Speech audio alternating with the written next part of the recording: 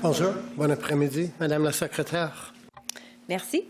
We'll now hear the presentation of the Federation of Canadian Municipalities. Please introduce yourself and your colleagues, and you have 10 minutes. Thanks very much, Mr. Commissioner and Commissioners. We're pleased to be here today. My name is Daniel Rubenstein. I'm the Director of Policy and Research at FCM. I'm joined by my colleague Stéphane Marchabot. He's Legal Counsel for FCM.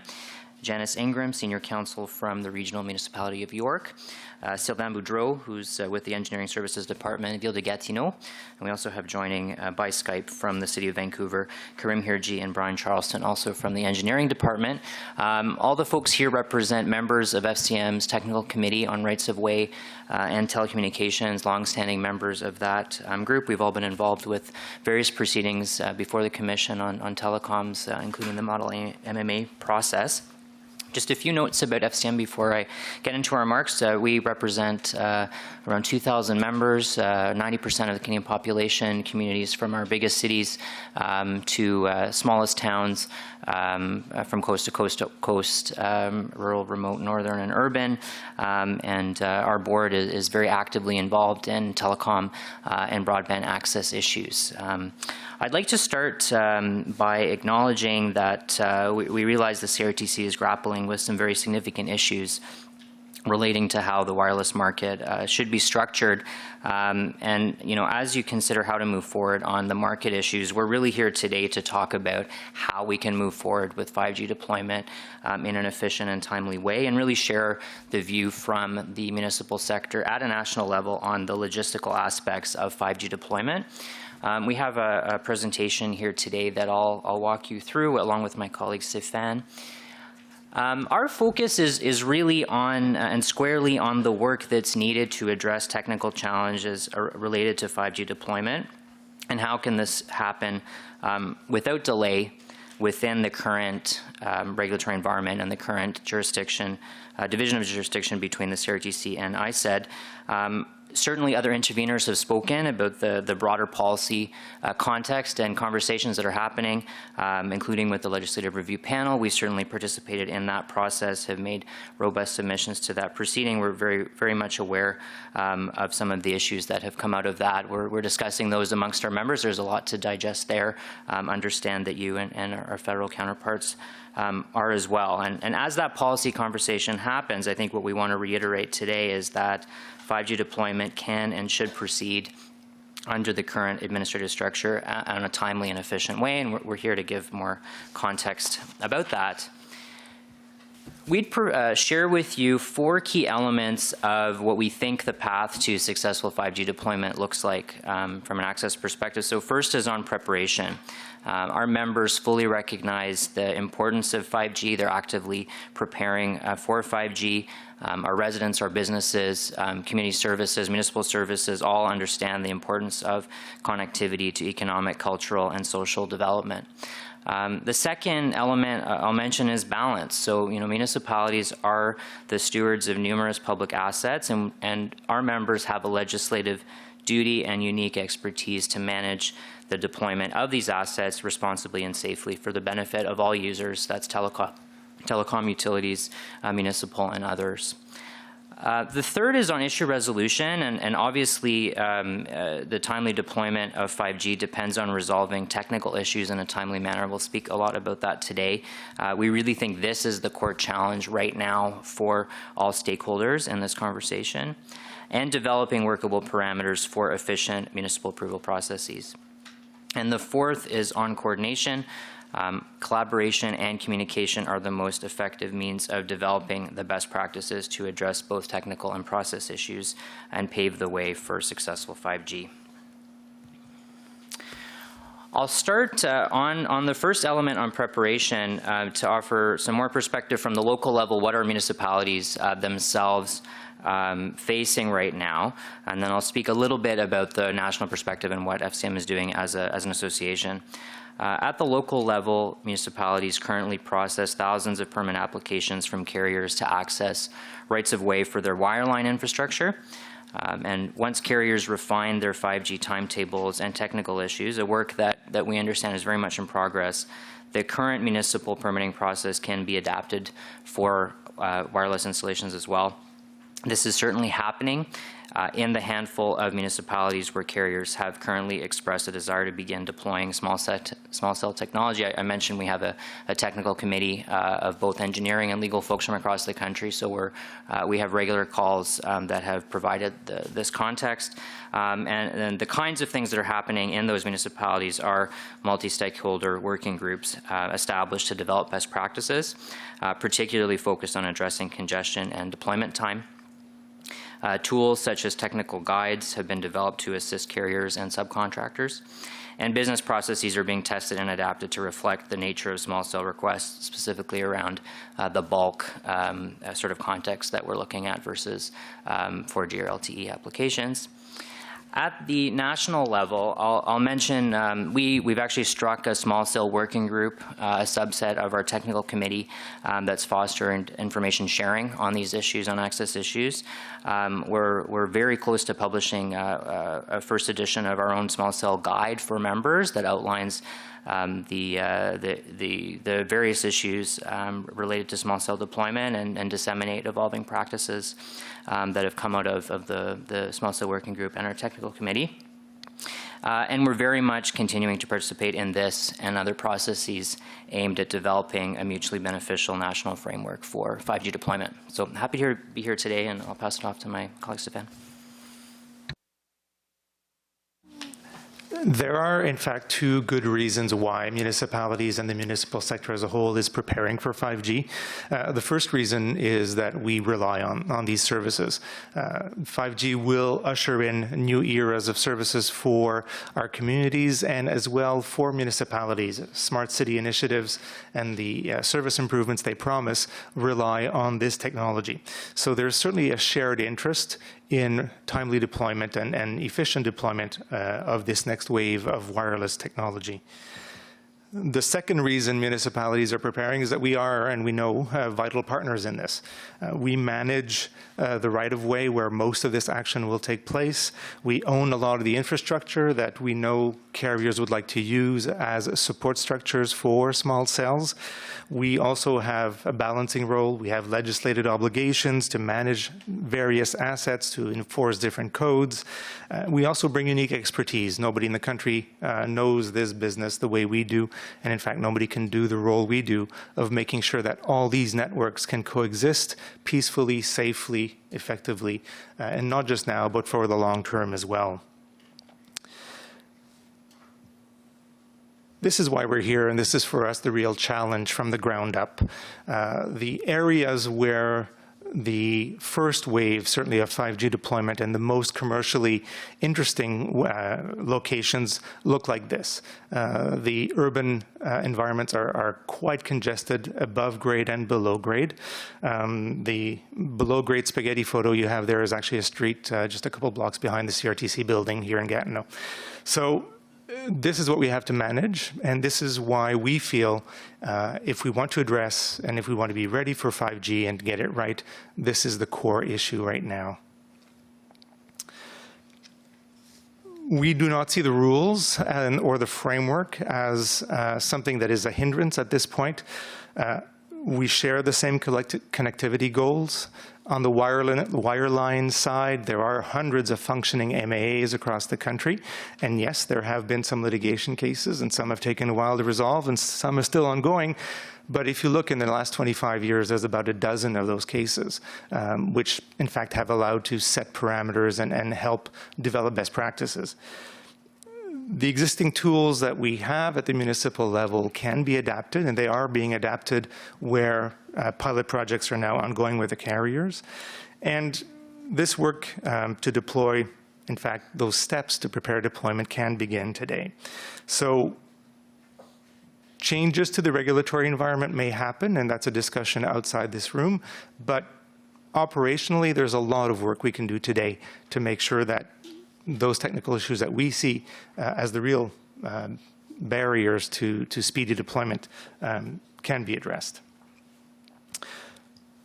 So, not to go over things that most of you already know, but the landscape in urban areas, especially the central areas where, again, the most services are demanded and they're most commercially interesting, are very complex environments. There's a lot happening below grade, various telecom networks, water, fire suppression, gas, district heating, on and on and on. At grade, all the stuff you see from switching kiosks to mailboxes to bus shelters, and above grade, obviously wires and poles and traffic lights and everything else that hovers above our heads. That means that getting 5G right is challenging technically. From a regulatory point of view, we can function today, we can move forward today, and we should. But technically, there are in fact 3 big challenges that need to be addressed in some kind of fashion if we want to do this quickly and if we want to do this efficiently and correctly. And the first thing is power source. Every single small cell, and we're talking 253 to 300,000 of them across the country, will have to be powered. You have a photo there with an individual meter, which is required in some locations. So there is limited space to accommodate this at-grade infrastructure that supports the antenna above. And working through those is key.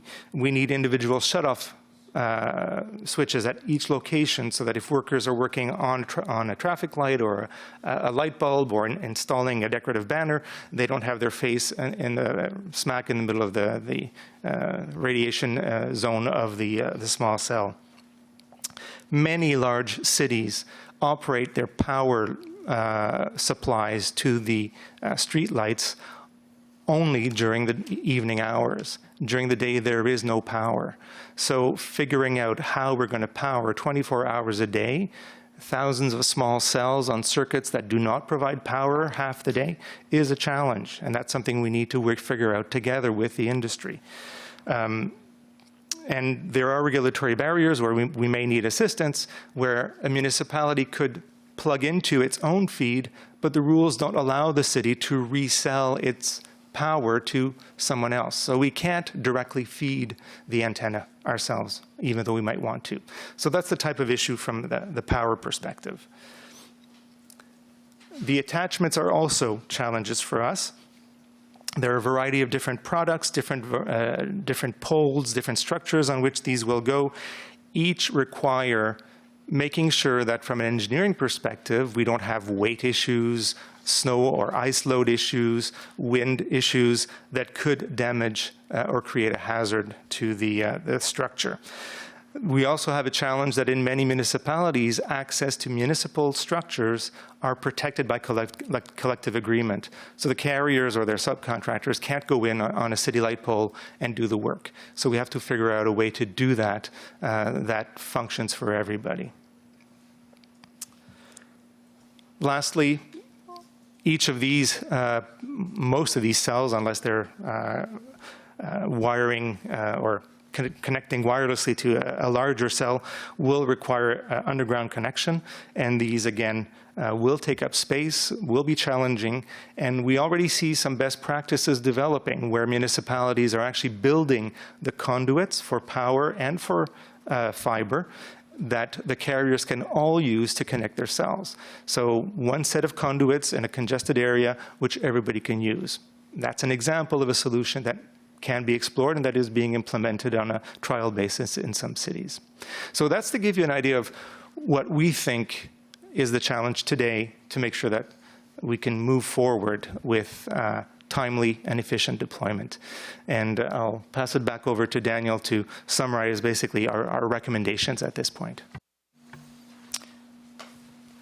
Thanks very much, Stéphane. We certainly think these challenges are ones that can be resolved by coming together soon and in a robust way to work through them. We're certainly trying to do that on our own part with our own members, but it'll take an effort that goes beyond the municipal sector to include carriers, other stakeholders, and both the Commission and ISED. So we definitely would recommend and support others' recommendations for the creation of a national 5G working group that would be mandated to look at these issues. And I'll just list quickly what we think the scope of that working group's activities could be. I think first and foremost is the need for a stakeholder consensus on how best to proceed and how to inventory these various issues. I think we've laid out 3 technical issues that are the ones that we hear from our members that are top of mind. Second, common technical standards and means of resolving engineering issues. Some of these issues are complex and require a working group space to work through them would be helpful. Certainly, determining appropriate measures or incentives to ensure efficient deployment and access in the most congested areas in an urban context present different challenges than areas that are less congested. Developing consistent parameters for municipal permit approval processes, including the ability to take into account unique nature of certain urban environments, whether that's a heritage district. Introducing a faster, simpler, evidence-based dispute resolution mechanism to address individual disputes falling under either ISED or CRTC. And setting out parameters and a shared understanding of reasonable and consistent occupancy fee structures, as well as cost recovery calculations that recognize the critical role and legitimate interests of municipalities as infrastructure asset owners. So that we can speak to that more, we have folks here today both from a legal and operational perspective that can share what they're seeing firsthand in their own cities. Some of the cities here are ones that are sort of at that cutting edge of early stage deployment, and certainly encourage the Commission to consider this recommendation. So I'm happy to thank you again for the opportunity to be here. Happy to take your questions. Thank you. Thank you very much for your submission. Madame Barin. Thank you. Welcome. Good afternoon. Thank you for your submissions in this process, for being here, and for your presentation today. Throughout this process, we've had interventions on the 5G deployment, and there have been areas of consensus and areas where we've had some mixed views. So on the consensus side, I think it's clear that access to municipal infrastructure is critical for the 5G deployment. On the mixed views is how we get there, and on the question of establishing a working group, there were interveners that were concerned that process might introduce inefficiencies. Now, considering that there seems to be agreement that there's a need for streamlined processes and efficient dispute resolution, I heard you in your oral presentation say that you have already working groups at the municipal level, and what you're proposing is the creation of a national working group as well. Can you maybe describe, how these two levels of processes could work together to end up with an efficient process, and ultimately, what would be the expected outcomes in each of these levels of working groups? I think framing the mandate for a working group would be the obviously the first step, but the biggest step. We went through the Model MAA process with mixed reviews, and our written submissions speak to some of the shortfalls of that process and hopefully how we could avoid that. We have to understand that at the local level, 5G deployment is really in its infancy.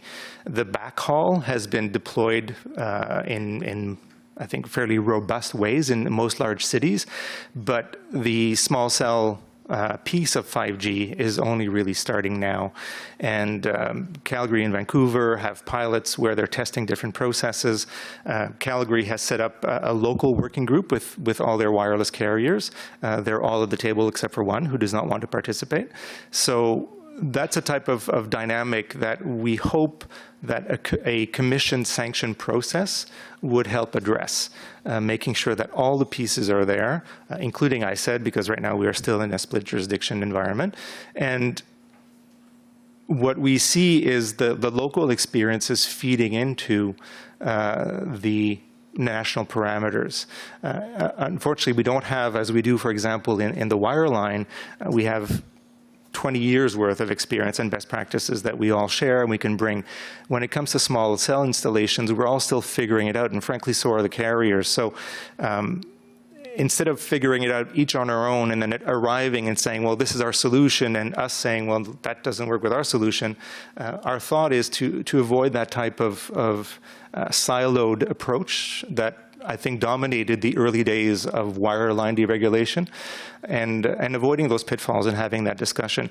What is required is some way to, and I don't know what that mechanism is, and I don't know what, I know you have as a commission a fair amount of power within your jurisdiction to set processes to govern your work. But there's got to be some kind of mechanism to move forward and resolve. And that was, I think, what was the key lesson from the Model MAA process, was that the more contentious issues, there was one position, another position. In this context of 5G, utilities will be part of the discussion. There'll be others. And we have to find a way to break deadlocks. And I'm not sure what the specific key to that is, but that is certainly the challenge that the process would have to address. And I think Daniel wants to add. Sure. I just underscore, I think what we can do with our own members is share experience of what's happening on the ground and the stage that folks are at. That does, and it's very helpful for our members to share their lessons learned. If there isn't a shared consensus and vocabulary about the technical challenges that are really, in our view, at the core of what's going to make or break timely deployment in the next few years of 5G with other actors in the space, we won't realize the efficiencies that I think other interveners are looking for. And so even having an understanding that, a small cell antenna isn't just about putting it on a building, and we talked about this in our written submissions. It's about the structural integrity of where it's being attached. It's about the power connection. It's about the electrical connection.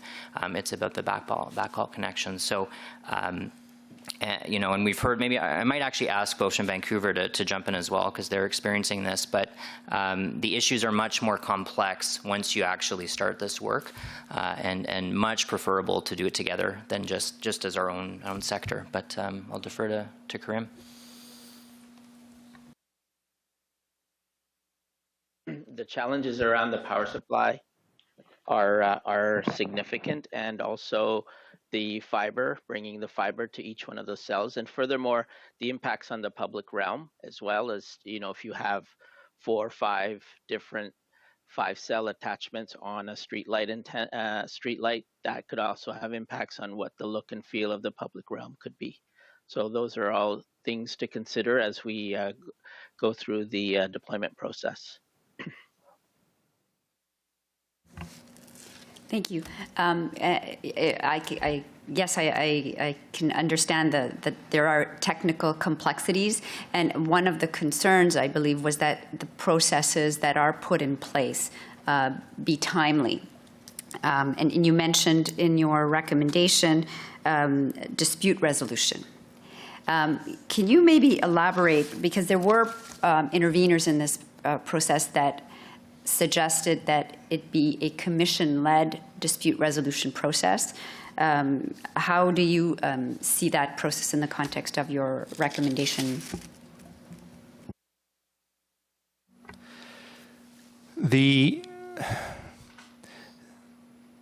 Because of the nature of the issues that we think will need to be resolved, the technical nature of the first batch of issues.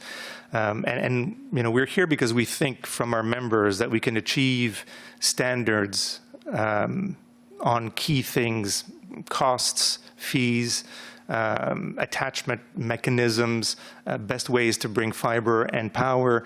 We think there are technical solutions to those things that can be modeled and work. That type of debate, if there's a disagreement over a technical issue, the current sections 43 to 46 and similar processes that mean coming to you as a large group are heavy. And I don't think they're, I don't presume to speak for you, but I don't think they're a good use of your time, frankly, to figure out if the best way to power up cells is through a joint municipal carrier conduit that is half funded through some mechanism. or whether there should not be another forum for that to happen through some other delegated power from the Commission to some other type of body. So that's where I think we need to be creative and think outside the full, we're appealing to you on an issue. When it's a policy issue and it's a big issue, I think this still makes sense, obviously. But for the smaller issues of how we do this, coming to you and having this type of forum or even the whole written process that can go on is lengthy, and having people, frankly, who perhaps do this on a day-to-day basis from the industry and from the municipal side, sort of have a look at this and resolve this quickly would probably be a better way to achieve best practices, and I think Daniel will complete that.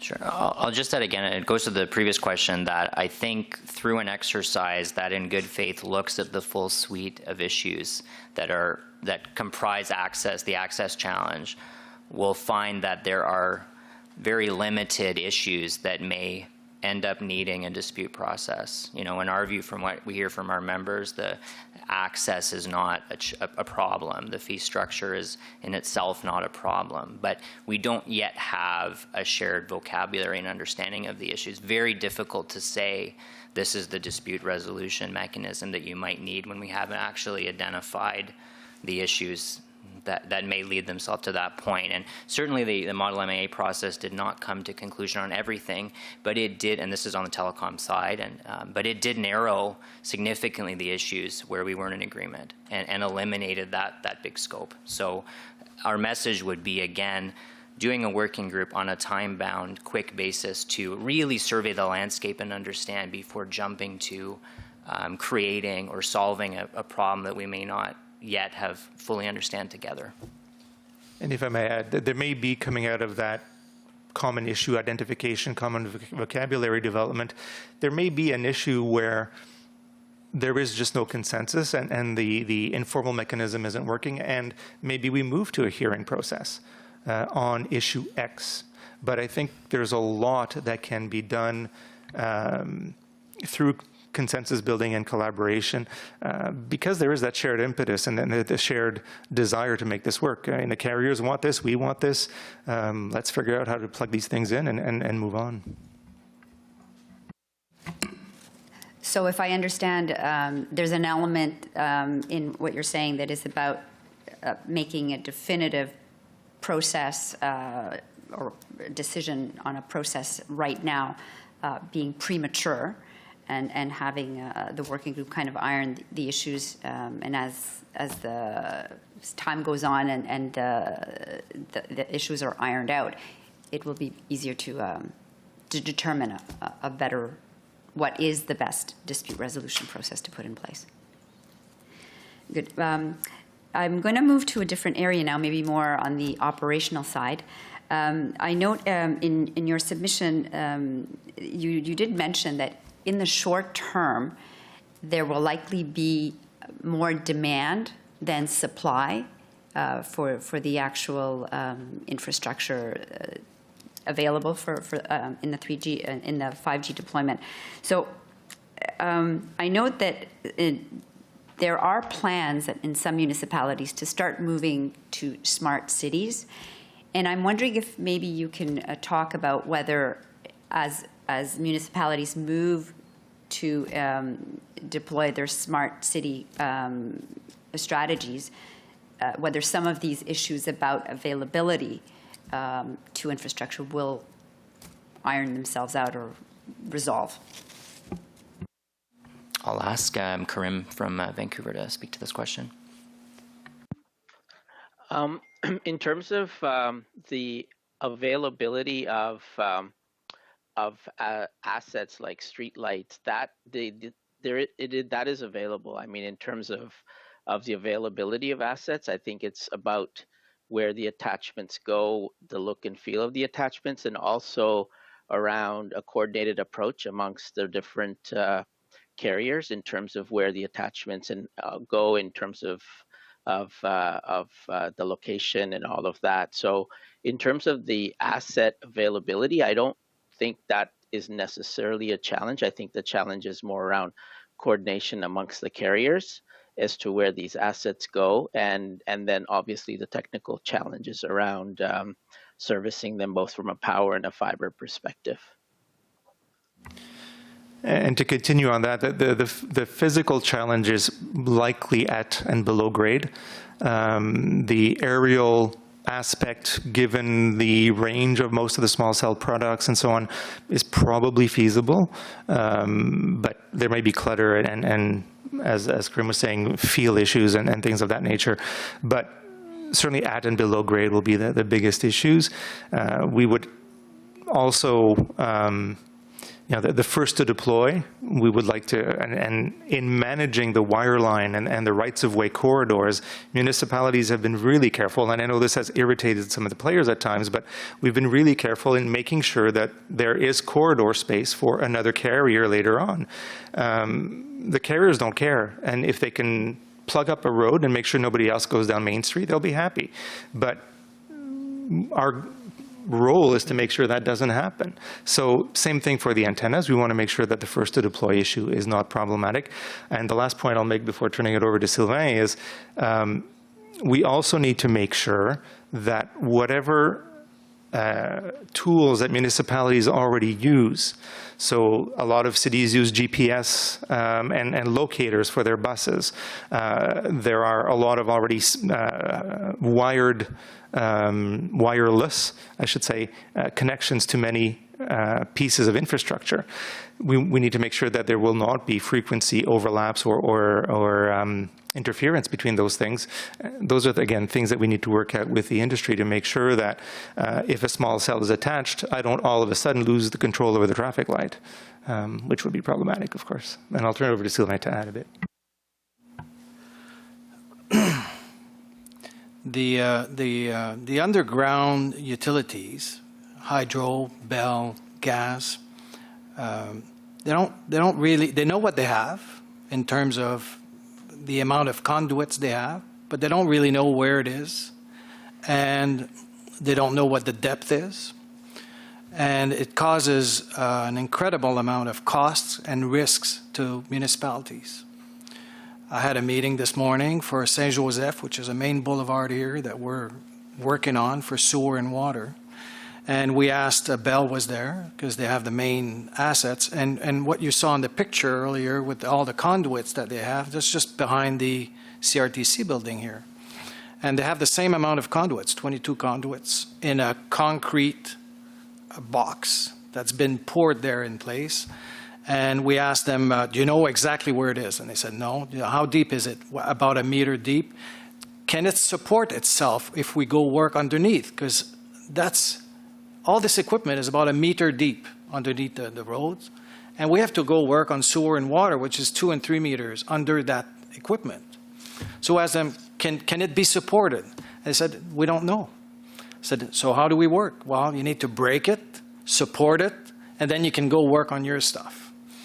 So when it comes to 5G deployment, we asked them, what do you want? What's the scope? How many light streets are you going to use? And they have no answers. Are you going to use the same street lamp for each carrier? We don't know. Is every carrier going to use every third lamp? Is that how it's going to work? So you need to bring a fiber optic and then power to every third lamp?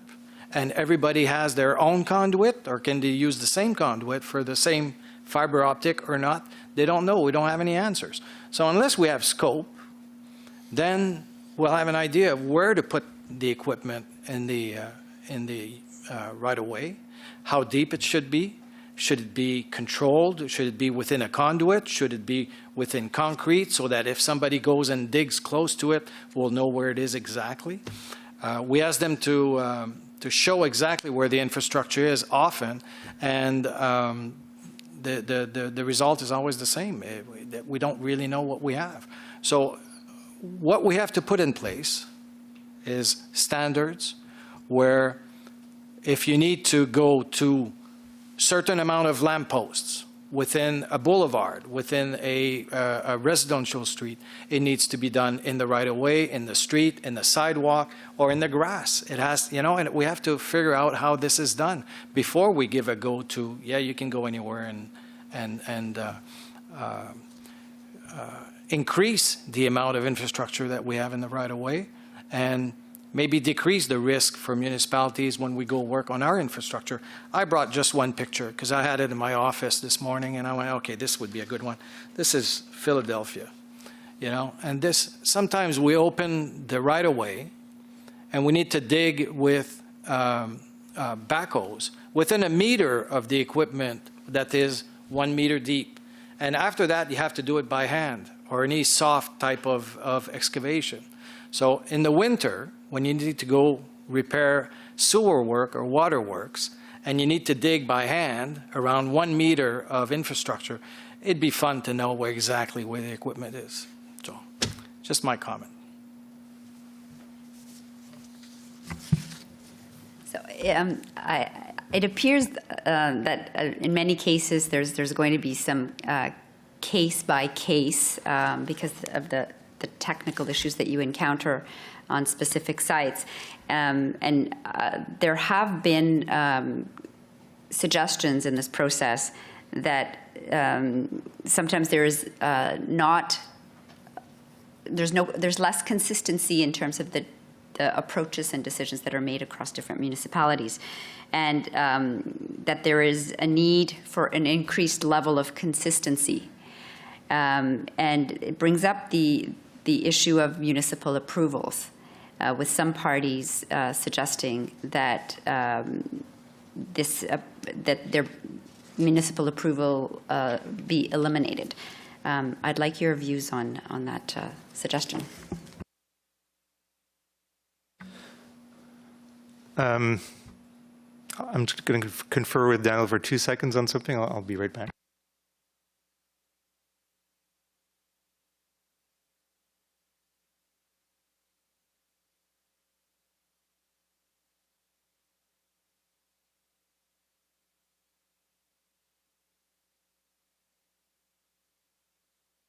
And if maybe a bit of context, there were suggestions that there are municipalities that are resource constrained, and where the permitting process, takes a long time, and in the interests of more timely and efficient deployment, that this would be one area where things could be streamlined.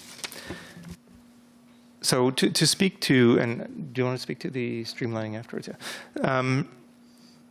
So to the premise that's behind the question, which is overriding municipal approval or municipal consent, there is, in fact, no issue of municipal consent. Municipalities do not say no. And when it comes to issues like the placement of transmission antennas, we have a very clear decision by the Supreme Court that sets the parameters for what municipalities can and cannot do. This was an issue in the US. It was one of the reasons the FCC intervened. Cities were saying no. Cities were setting up exclusive agreements with certain carriers and not others. That's, again, not allowed under municipal law in this country. So the notion that this is something that needs to be addressed, frankly, we don't see it. Our membership is telling us they want these services, they need these services, and the legal parameters in Canada, both constitutionally and under administrative law for municipal law principles, are pretty clear on that. So the issue is not that, and frankly, if we were to go from a consent-based system where we sit together, figure out the parameters, to a notification-based system, then you're saying that this one infrastructure can do something within the public realm that no other essential service can do. Hydro can't just go in and plop stuff down wherever they want to and just tell cities, by the way, we're putting something somewhere. Gas can't do that, and the reason is, and there are even judgments that speak to this from the courts, is there are so many constraints. Where there is a gas pipe, you can't put anything within 1 meter or 2 meters, depending on the provincial codes. Same thing with hydro, same thing with district steam heating. All these things have their sphere that is required in most cases by law. So there is no systemic issue. Municipalities are not saying no. There might be the odd outlier, and not saying odd in the strange, but there might be one or two, but shadow gaze clear. When it comes to antennas, the location of antennas is part of the core federal jurisdiction over telecommunications, and this is not within the municipal realm. We got that. So we're now moving into how do we do this properly and allow for this balance to take place. And to say that this can take place without the key conductor role of an orchestra that the municipalities play, I think is a recipe for disaster, and certainly not in the long run anything that'll be any more efficient or cost effective when we have workers who are hurt, services that are cut because we didn't know where they were. That is just not practical from our perspective. Maybe I'll share a couple of thoughts and see if other colleagues want to speak to this as well. So, I mean, one is about going back to our starting premise, which is that there are many interconnected issues here that are barriers to access. And I think Sylvain's given a really good portrait of the congestion in the wireline space actually being the key access problem. It's not the municipality granting access to a street light or a pole within the right-of-way above that they may own. Those are challenges that require the coordination, best practice development, consistency. I think our members want that too. And when we speak about these issues with our technical committee, you know, we are sharing intel around occupancies, around bulk permitting, around what steps can happen at the early stage. A lot of this is dependent on what our members also get from carriers, so they can respond to access requests in a way that's more comprehensive. So we are completely interested, available, and wanting to be part of a process that's not just municipal, but that involves our parties. And the utilities matter a lot as well, because even in some parts of the country, the streetlights aren't owned municipally anymore; they're utility owned. We all need to be together at the table to work through this. And I'm not aware of any circumstance that may have existed in other countries where municipalities were using their ability to set an occupancy, for example, as a barrier. That's just not what's happened here in Canada. Janice. Sorry. Oh. If I could add something from York Region's perspective, our experience has been that we discover one of the carriers has put their antennas up on hydro poles. Hydro poles are not owned by York Region, of course, so we find out the antennas up there, the small cells up there, and when they come to get their wireline consent from us, from York Region, we now need to figure out how we get their wires attached to that small cell. So going back to the very beginning of this presentation where we talked about collaboration and discussion, that could be avoided because some of this, the technical issues that we're experiencing is because of a lack of understanding or a lack of discussion at the front end of these installations. So if we had a working group and we had more collaboration with everyone who's involved, including the hydro companies and the municipalities who actually are involved in this as well as York Region, we could at least educate some of the players because their contractors simply don't realize once they put that small cell up there that they need to feed it somehow. And some people have actually thought that there's already hydro to it where there isn't. Remarkably, it's on a hydro pole, but the feed isn't there for the antenna. So these are the small things that at the front end can be resolved by actually collaborating with everyone involved. The other thing about our suggestion about a national working group is that and what was mentioned earlier was that there was a lack of resources sometimes in small municipalities, and I think that's been suggested as one of the reasons to eliminate our consent or some kind of speed up our permit process. That is actually that's a logistical issue across municipalities. Some of us are well-staffed, the York Region is, others are not.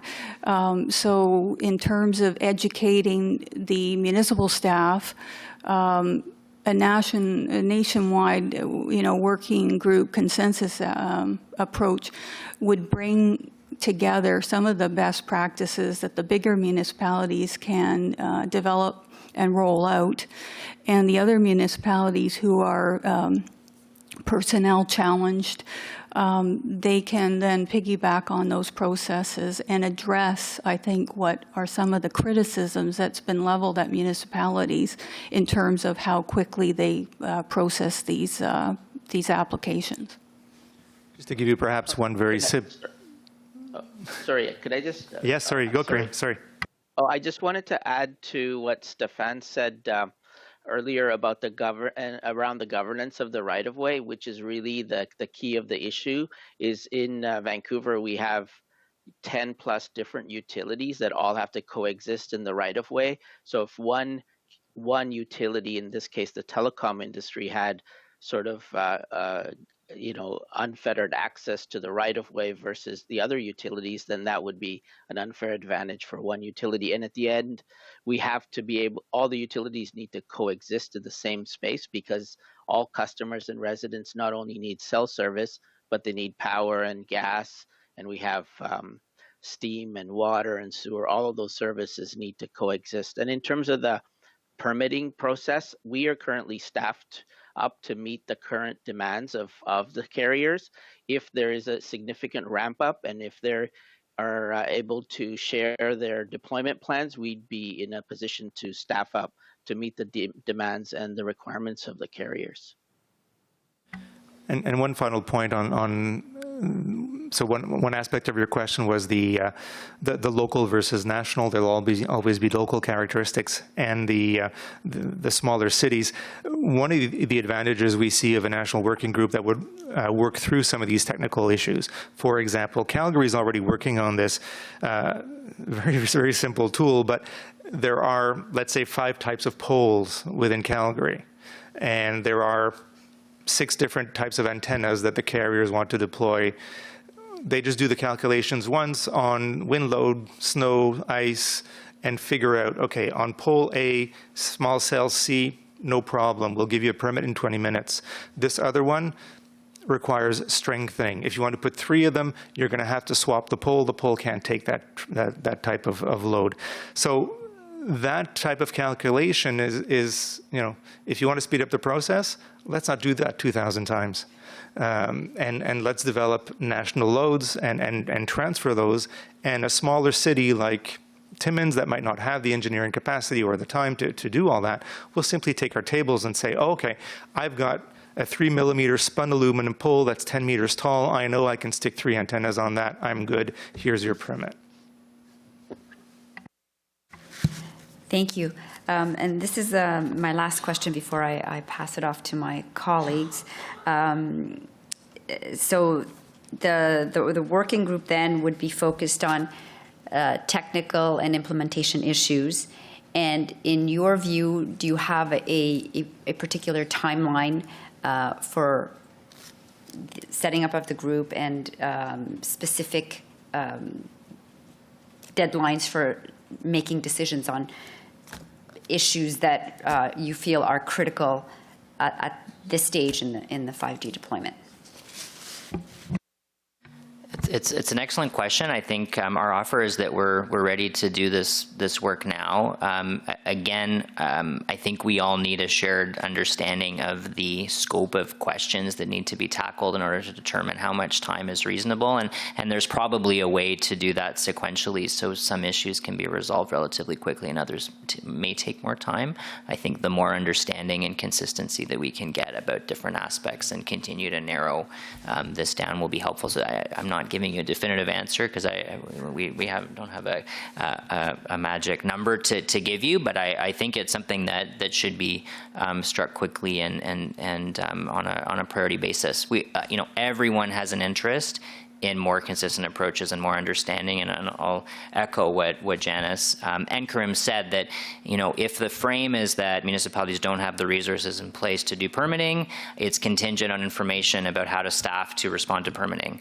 If there's a perception that the timeline barrier is to get access to the pole, but it's actually about the technical challenge to figure out the power connections to the pole, we need to think these things through, and a working group that's struck urgently could do that work. And am I to understand that to date you've had generally the full cooperation of carriers with the exception of one? That's certainly the experience in Calgary. Karim, maybe you can speak to how things are going in Vancouver. I would say in Vancouver, we've got cooperation from all the carriers in terms of working with them in the permitting process. So I wouldn't say there's been any uncooperative carriers. From York Region's point of view, we have had full cooperation from the carriers. They've been very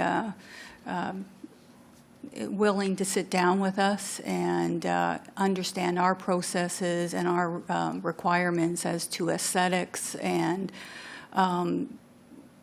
just where they can deploy. They're working out their technical deployment issues, but together with our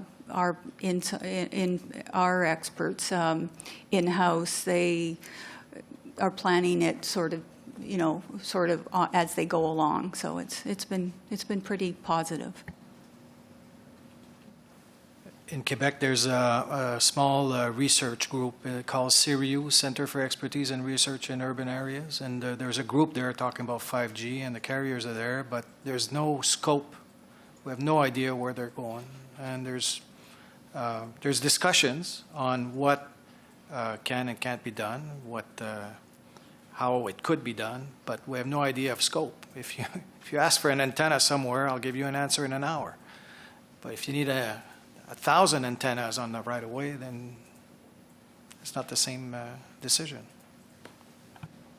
I think it's worth remembering the model MAA process, although not perfect, did have representation from across our membership and also from all the major carriers and players. We've also worked on a voluntary basis with the industry through CWTA on the antenna setting protocol template that was actually a best practice precursor to ISED updating its own regulations. So we've been down this path before, and I think we're, again, at the very early stage of this conversation, and would like to be at the table and replicate that again. Okay. Great. Thank you. Thank you for your questions. I'll pass it back to the chair. Pardon me. Thank you very much. Thank you for your submissions and taking the time to share it with us. Madame la Secrétaire. Merci.